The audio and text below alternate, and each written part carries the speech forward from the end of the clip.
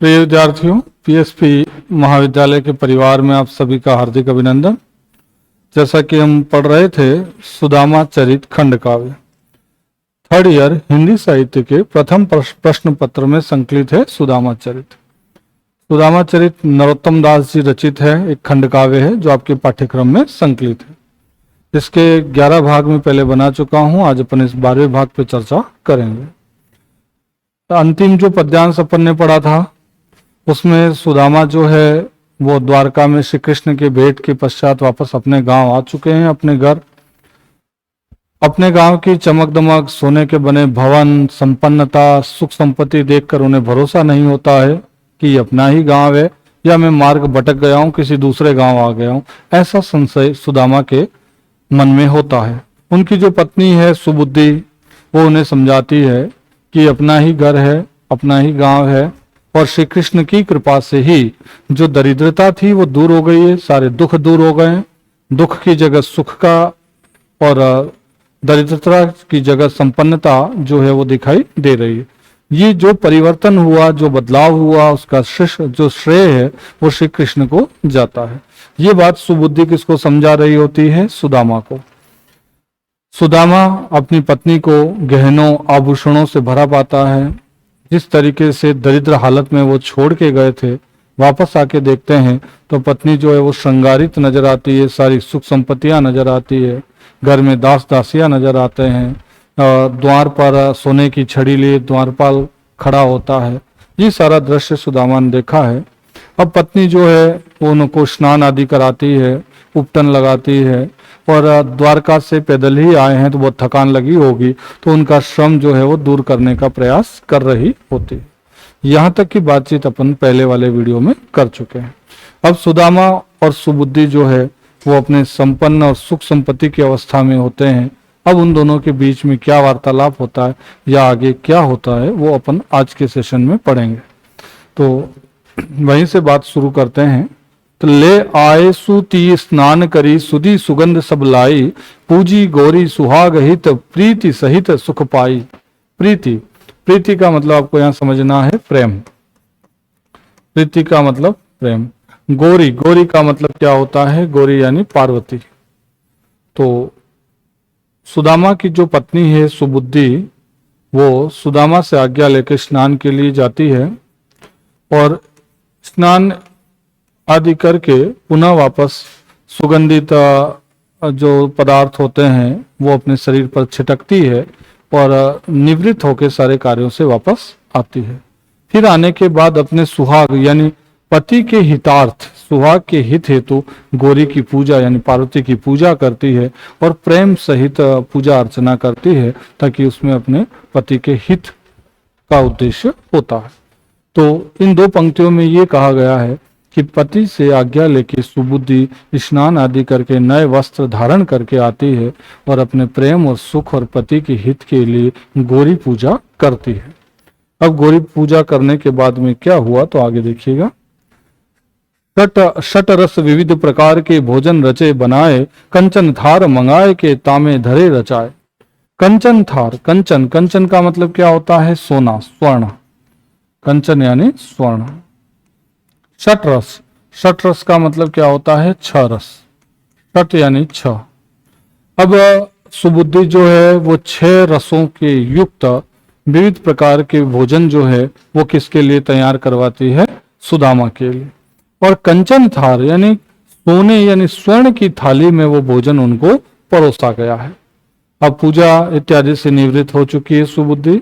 सुदामा को भोजन कराने के लिए वो 6 रसों से युक्त व्यंजन तैयार कराती, भांति भांति के पकवान तैयार किए गए हैं और सोने के थाल में को मंगाया गया है ताकि सोने के थाल में वो भोजन परोसा जाए। किसको? सुदामा को। तो ये भोजन की तैयारियां हो गई हैं। आगे देखिए क्या होता है। चंदन चौकी डारी के दासी परम सुजानी, रजत जड़ित भाजन कनक भरी गंगोदक आनी। गंगोदक, गंगा और उदक से मिलकर क्या बनता है? गंगोदक। गंगोदक का मतलब होता है गंगा नदी का जल। उदक यानी जल, गंगा यानी गंगा नदी। अब चंदन की चौकी एक चतुर्दासी होती है जो भोजन तैयार कराया गया है, तो वो पहले अनुमान लगा लेती है कि सुदामा को अब भोजन कराया जाएगा, तो चंदन की चौकी बिछा देती है जो दासी होती है, और ये जो जल पात्र होता है, गंगा जल भर के एक सोने के पात्र में गंगा जल भरकर लाती है और उनके समक्ष रख देती है। तो यहाँ इन दो पंक्तियों के माध्यम से एक चतुर्दासी सुदामा को भोजन कराने के अनुमान से ही चंदन की चौकी बिछा देती है, और जो रत्न का जल का पात्र होता है, सोने का जो जल का पात्र होता है, उसमें शीतल जल भर के लाके उनके समक्ष रखती है।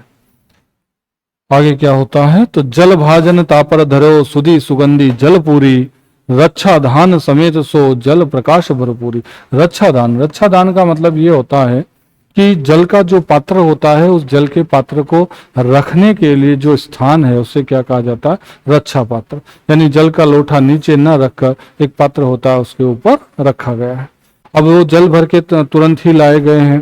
सूची सुगंधी जल पूरी, सुगंधित जल होता है, जल में भी एक अलग से खुशबू, एक महक होती है, और उसे जल पात्र जो है वहां पर जाके रखा है, और चारों तरफ जो है वो एक सकारात्मक ऊर्जा जो है वो छाई रहती है। चारों तरफ सुख संपत्ति की सुगंधी आ रही होती है। जहां दरिद्रता थी, गरीबी थी, वहां पर अब चारों तरफ का वातावरण जो है वो बहुत ही अच्छा सकारात्मक बन चुका है, और चारों तरफ से संपत्ति, वैभव और धन की खुशबू आ रही होती है। तो श्री कृष्ण की कृपा से ही ये दरिद्रता के जो दिन थे, जो परिस्थितियां थी, उसमें बहुत बड़ा बदलाव आया है। नगन जड़ित पीड़ा कनक धरो जू बैठन काम, मरकत मनी चौकी बधरी कछुक दूरी छवि दाम। अब यहाँ ये कहा गया है कि नगन जड़ित पीड़ा कनक, जहां पर सुदामा को बिठाया जाता है, नगन का मतलब होता है हीरे जवाहरात। नगन से क्या आशय होता है, हीरे जवाहरात कह दें, मणि माणिक्य कह दें, एक ही बात है। तो हीरे जवाहरात, तो हीरे जवाहरातों से बना हुआ जो पीड़ा होता है, पीड़ा यानी आसन जिसपे बैठा जाता है, तो वो पीड़ा लाकर सोने का जो पीड़ा बना हुआ है जिसमें हीरे जवाहरात जड़े हुए हैं वो रखा जाता है। मरकत मणि चौकी, और पास में ही कुछ दूरी पर माने मणि माणिक्य यानी मरकत और मणि, तो मरकत और मणियों के जो है वो थोड़ा दूरी पर एक चौकी धरी जाती है। यानी इस तरीके से सजावट की गई है कि चारों तरफ जो है वो संपन्नता की चमक दमक दिखाई दे रही होती है। हीरे जवाहरात, मणियां, नगीने और सोने के बनी हुई वस्तुएं, ये सारी चीजें वहां पे नजर आ रही है। तो सुदामा के बैठने का जो सोने का आसन बिछाया जाता है, और वहां पे थोड़ी दूरी पर मणि जड़ित एक चौकी रखी जाती है। ये जो दृश्य है, ये सुदामा के भोजन करने का जो स्थान है, उस दृश्य का श्रृंगारित वर्णन यहाँ पर कवि ने किया है।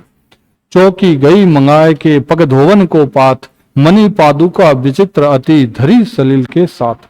सलील किसका पर्यायवाची है, तो जल का।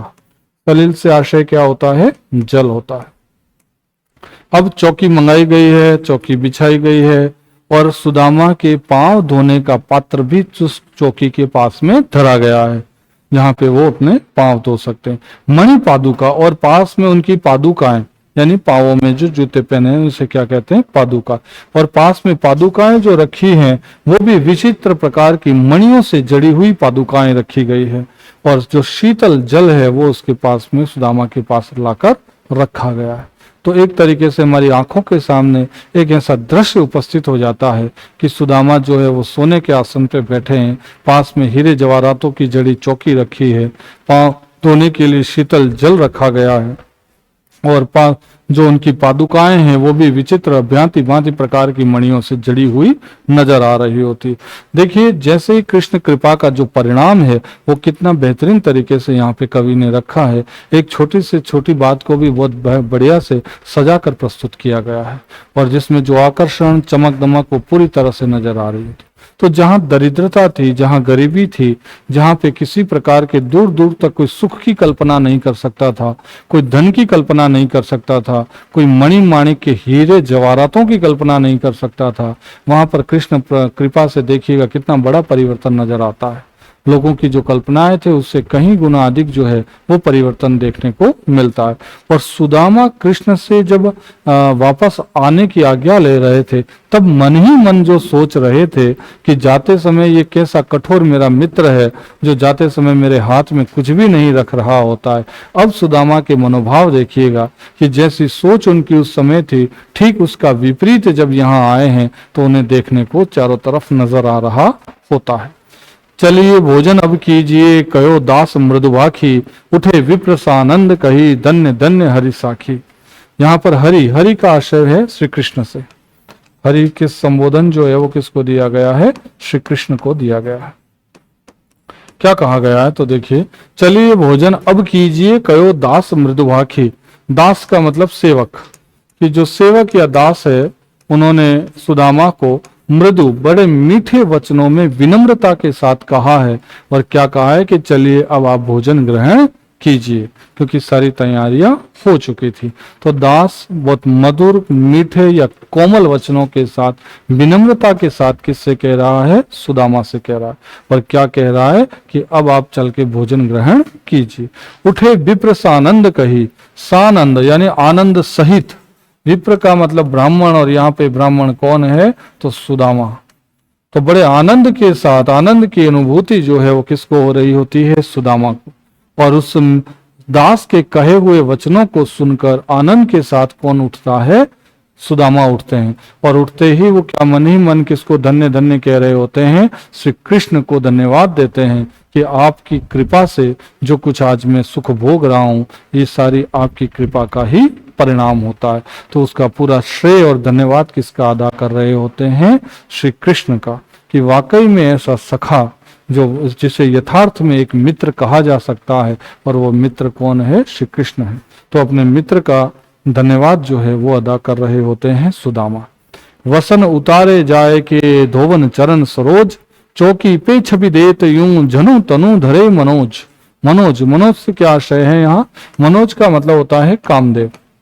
मनोज किसको कहा गया है? कामदेव। कामदेव का पर्यायवाची होता है मनोज है, रतिपति है, अनंग है, ये सारे किसके पर्याय होते हैं? कामदेव। क्या कहा गया है? वसन। वसन का मतलब होता है वस्त्र, कपड़े। वसन यानी वस्त्र, या आप कह सकते हैं कपड़े। वस्त्र उतारे जाए के धोवत चरण सरोज। सरोज का मतलब होता है कमल। सुदामा ने अपने कपड़े उतारे हैं क्योंकि अपने चरणों को वो धो रहे होते हैं। और उनके चरण किसके समान है? कमल के समान चरण जो हैं उसे सुदामा धो रहे होते हैं। चौकी पे छवि देते यूं, और उस चौकी पे जब वो कपड़े उतार के अपने पांव धोते हैं तो चौकी पे ऐसा प्रतीत हो रहा है कि मानो कामदेव ने ही शरीर धारण कर लिया है। क्योंकि सृष्टि में सबसे सुंदर अगर कोई है तो वो कौन होता है? कामदेव। तो सुदामा के जो चरण हैं, कमल चरण है, उन्हें देखकर ऐसा प्रतीत होता है कि मानो की कामदेव ने ही शरीर धारण किया हो। इतने सुंदर चरण किसके प्रतीत हो रहे होते हैं? सुदामा के। आगे देखिएगा, पहिरी पादुका विप्र जब पीड़ा बैठे जाए, रति ते छवि आगरी पति सो हंसी मुस्काए। अब ये जैसे ही सुदामा ने पांव धोए हैं, भोजन करने के लिए तैयार हो गए हैं, और जाके कहाँ बैठते हैं? पहिरी पादुका विप्र जब, पादुका यानी जब वो अपने जूते पहनते हैं, विप्र यानी सुदामा, और जाके कहाँ बैठ जाते हैं? पीड़ा पर, जो बैठने का आसन है वहां जाके कौन बैठे हैं? सुदामा। रति ते छवि आगरी। रति, रति किसका नाम होता है? तो कामदेव की जो पत्नी है वो रति होती है। सबसे सुंदर अगर कोई पुरुष था तो वो कामदेव, और सबसे सुंदर अगर कोई स्त्री थी तो वो रति। अब रति के समान छवि किसकी नजर आ रही होती है? तो रति के समान जो छवि है वो किसकी नजर आती है? तो सुबुद्धि की। सुबुद्धि कौन? तो सुबुद्धि सुदामा की पत्नी। यहाँ देखिएगा कि सुदामा को तो कामदेव की संज्ञा दी है और सुबुद्धि को रति की संज्ञा दी। रति के समान सुंदर छवि वाली कौन है? सुबुद्धि, जो अपने पति के को देखकर मन ही मन क्या कर रही होती है? मुस्कुरा रही होती है। क्योंकि जो हालत, जो दरिद्रता के दिन, जो संघर्ष, जो गरीबी सुदामा ने देखी थी, आज उनको संपन्न अवस्था में देखकर मन ही मन कौन मुस्कुरा रहा होता है? रति के समान सौंदर्य वाली सुबुद्धि मुस्कुरा रही होती। आगे देखें, विविध भांति भोजन धरे व्यंजन चारी प्रकार, जोरी पछी ओरी सकल प्रथम कहे नहीं पार। यहाँ कहा गया विविध भांति, तरह तरह के जो व्यंजन है वो किसके लिए बनाए गए हैं, सुदामा के लिए। भांति भांति के व्यंजन बनाए हैं, 4 प्रकार के व्यंजन नजर आ रहे हैं। जोरी पछियोरी, पछियोरी का मतलब होता है भोजन के पश्चात दिया जाने वाला पेय पदार्थ। पछियोरी यानी भोजन के बाद दिया जाने वाला पेय पदार्थ। हम ये भी कह सकते हैं कि जैसे हमें छाछ, दही, मट्ठा, शिखरन, ये जो भोजन के बाद में हम ग्रहण करते हैं, तो भोजन के बाद में जो विविध प्रकार के भोजन, तरह तरह के व्यंजन किसके लिए बनाए, सुदामा के लिए। और उन भोजनों के पश्चात, भोजन करने के पश्चात सुदामा के आगे क्या बढ़ा दिया गया है, पछियोरी यानी भोजन के बाद का पेय पदार्थ किस ओर बढ़ाया है, सुदामा की ओर। प्रथम कहे नहीं पार, और उसका वर्णन करना असंभव है, यानी जो पेय पदार्थ अमृत के समान पेय पदार्थ है वो सुदामा की तरफ सुबुद्धि बढ़ाती है, और उस पेय पदार्थ का जो वर्णन है वो अवर्णनीय है, उसे शब्दों में व्यक्त नहीं किया जा सकता है। आगे देखें, हरि ही समर्पो कंत अब कहीं मंद हसी वाम, करी घंटा की नाद त्यों हरि सर्पणी लिए नाम। यहाँ कहा गया हरि ही समर्पो कंत अब। कंत का मतलब स्वामी या पति, स्वामी या पति, और किसके लिए संबोधन आया है, तो सुदामा के लिए। यहाँ सुबुद्धि जो है वो सुदामा से कह रही होती है। हरि ही, हरि का मतलब यहाँ पर कौन है, श्री कृष्ण। यानी जब भोजन करने के लिए वो लोग बैठे हैं तो सुबुद्धि जो है वो मंद मंद हंस रही होती है, और हंसती हुई किसको कहती है, सुदामा से।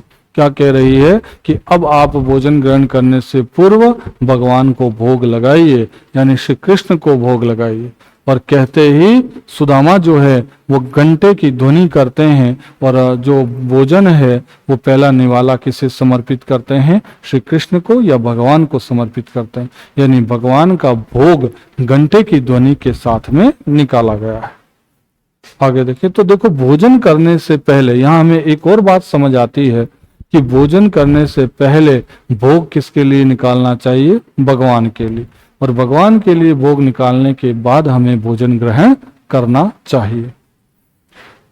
आगे देखें, अगिनी जेवाय विधान सो वेद वैशव्य देव करी नेम, बलि काड़ी जेमन लगे करती पवनती प्रेम। अगिनी जेवाय विधान सो, अब सुदामा जो है वो विधि विधान से अग्नि और विश्व देवता को के लिए भोजन निकाल देते हैं। यानी विश्व देवता और अग्नि को भोजन ग्रहण कराने के बाद बलि काड़ी जेमन लगी, गो ग्रास। बलि काड़ी का मतलब होता है गाय के लिए ग्रास, गाय के लिए ग्रास।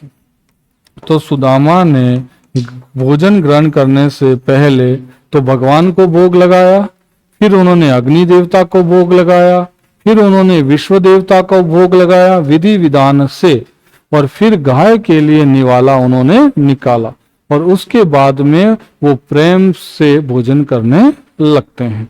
क्योंकि ये भगवान गाय और विश्व देवता के लिए जब निवाला निकालते हैं उसके बाद में भोजन करते हैं, ये तत्कालीन समय के संस्कार और संस्कृति है।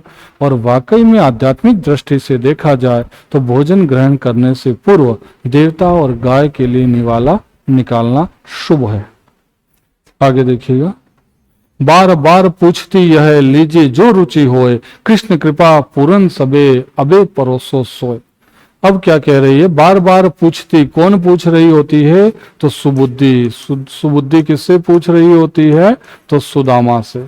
बार बार सुबुद्धि सुदामा से एक ही बार पूछती है कि आपको जो रुचि हो उतना आप भोजन लीजिए, क्योंकि कई तरह का भोजन बना हुआ है, अपनी रुचि अनुसार आप भोजन ग्रहण कीजिए। इस सुदामा से पत्नी जो है वो क्या कर रही है, मान मनवार कर रही होती है। कृष्ण कृपा पूर्ण सबे। और ये जो चीजें हमें प्राप्त हुई है, ये सारी चीजें जो है वो किसकी कृपा से प्राप्त हुई है? तो श्री कृष्ण की कृपा से हमें ये सुख संपत्ति, ये व्यंजन, ये सारी चमक दमक जो है वो कृष्ण कृपा से ही हमें प्राप्त हुई है। इसीलिए आपकी जो रुचि हो, उस आपकी रुचि के अनुसार आपको हम भोजन परोसें। ये सुबुद्धि जो है वो किससे कह रही है? सुदामा से। जेई चुके अचवन लगे करन हेतु विश्राम, रतन जटित पलिका कनक बुनो सुरे समदाम। यहाँ क्या कहा गया है? जेई चुके अचवन लगे, भोजन ग्रहण करने के बाद, भोजन जीमने के बाद सुदामा ने आचमन किया, और आचमन करने के बाद वो किस ओर गए हैं? विश्राम करने के लिए। रतन जड़ित पलिका कनक, सोने की रत्नों से जड़ी हुई उनके विश्राम करने की सैया होती है, और उसे रेशमी धागों से बुना गया होता है। यानी सुदामा ने भोजन ग्रहण करने के बाद विश्राम करने गए, तो उनका जो पलंग है या जो सैया है वो सोने की होती है, और रेशम के धागों से उसे बुना गया होता है। यहाँ पर कृष्ण कृपा और जो संपन्नता है उसकी किस तरीके से परिभाषित किया गया है? तो सारी सुख संपत्ति के जो साधन हैं उसको सब बहुमूल्य साधनों का यहाँ पर उल्लेख हुआ है कि कृष्ण कृपा से जहाँ तन ढकने को कपड़ा नहीं था, आज विश्राम करने के लिए रेशम के धागों से बना हुआ सोने की सैया किसके पास होती है? सुदामा के पास। अब सुदामा क्या करते हैं? तो ललित बिछोना बिरच के पायत कसी के डोरी, राखे वसन सुसेवकनी रुचिर अतर सोबोरी। यहाँ कहा गया ललित बिछोना, बहुत सुंदर सा बिछोना जो होता है वो दास दासियां सुदामा के उठते ही अपने उनकी सैया पर बिछा देते हैं। पायत कसी के डोरी, और रेशम की डोरियां जो होती है वो कस दी जाती है। राखो वसन सुसेवकनी रुचिर अंतर सोबोरी, और सुदामा जो है उस रेशमी धागों से बनी हुई जो सैया, सोने की सैया है, उस पे विश्राम कर रहे होते हैं। तो यहाँ तक की बातें आप इस पद्यांश के माध्यम से ध्यान रखिएगा कि आज हमने कौन कौन सी बातें जानी सुदामा चरित से। तो सुदामा को प्रेम पूर्वक भोजन किसने कराया? सुबुद्धि ने। तरह तरह के व्यंजन और पकवान बनाए, और वो सारे पकवान व्यंजन जो सुख संपत्ति है वो किसकी कृपा से प्राप्त हुई है? तो श्री कृष्ण की कृपा से। और भोजन करने से पूर्व सुदामा ने किस किस के लिए निवाला निकाला? तो सबसे पहले हरि को भोग लगाया, फिर उन्होंने विश्व देवता, अग्नि और गाय के लिए ग्रास निकाले, उसके बाद स्वयं भोजन ग्रहण करते हैं, और भोजन करने के बाद वो क्या कर रहे होते हैं? विश्राम कर रहे होते हैं। अब विश्राम के बाद क्या हुआ सुदामा और सुबुद्धि के बाद कि आगे क्या चर्चा होती है, और आगे सुदामा के चरित्र को लेकर कौन कौन से रहस्यों का उद्घाटन होता है, ये तमाम बातें अपन अगली वीडियो में करेंगे। आशा करता हूं कि यहाँ तक की बातें आपको बखूबी समझ में आ गई होगी। धन्यवाद। ओके।